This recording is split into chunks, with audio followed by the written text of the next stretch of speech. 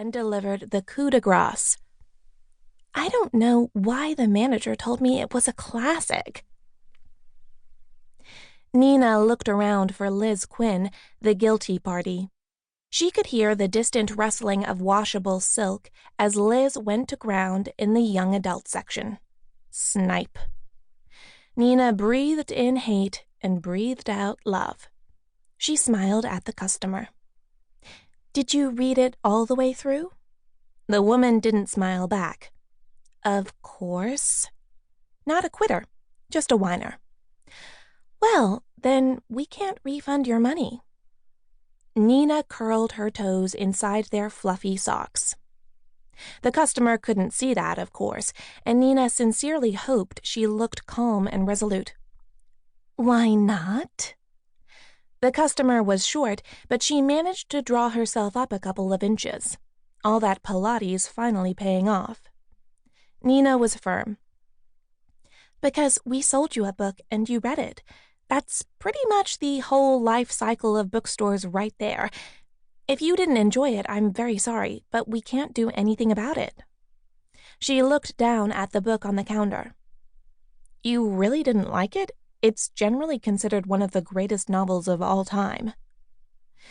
Nina resisted the impulse to pull out her imaginary blaster and blow the woman's head off, and got a micro-flash of the bit in Terminator 2 where his silvery head splits in the middle and waves about.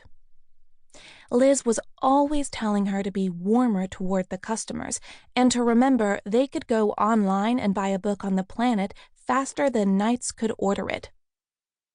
Nina needed to make it a friendly and personal experience, so they liked her enough to give the store A, more money, and B, more time than they had to give that other place. Independent booksellers called it the river, so as to avoid saying it out loud. But as Nina often thought, denial ain't just a river in South America. The woman made a face. "I don't know why. The heroine sits around and gazes out of the window. If I spent all my time sitting on my butt pondering life, I assure you I wouldn't be as successful as I am." She shook back her long, blonde hair with its carefully casual beachy waves, and had another thought. "If I don't like the food at a restaurant, I can send it back and get a refund." "Not if you've eaten it." Nina was confident on this one. "Can I get a store credit at least?" Nina shook her head.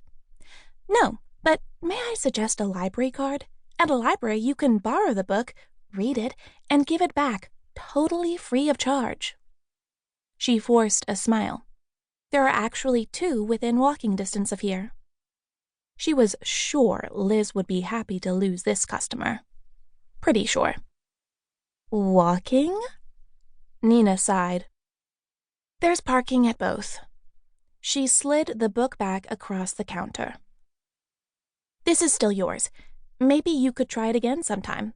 I've read it about 20 times, actually."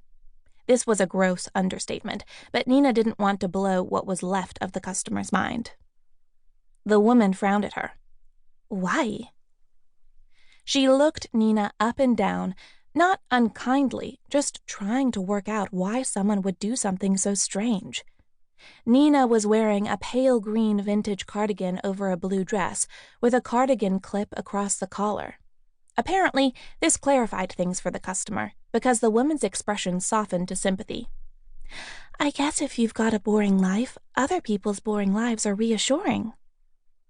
Nina stepped on her own foot and seethed as the woman dropped Pride and Prejudice carelessly into her fancy handbag, bending the cover and dinging the pages. 2 minutes later, Liz appeared over the top of the graphic novel's shelf. "Is she gone?" Nina nodded, viciously tidying a pile of bookmarks and trying to forget the callous book treatment she had just witnessed. "You're a craven coward and wouldn't even emerge to defend your second favorite 19th century writer. For shame!" Liz shrugged. "Mrs. Austen needs no defense. You did fine. And besides, I've never forgotten a long conversation I had with that particular customer about LSD and the boundaries of consciousness." She straightened some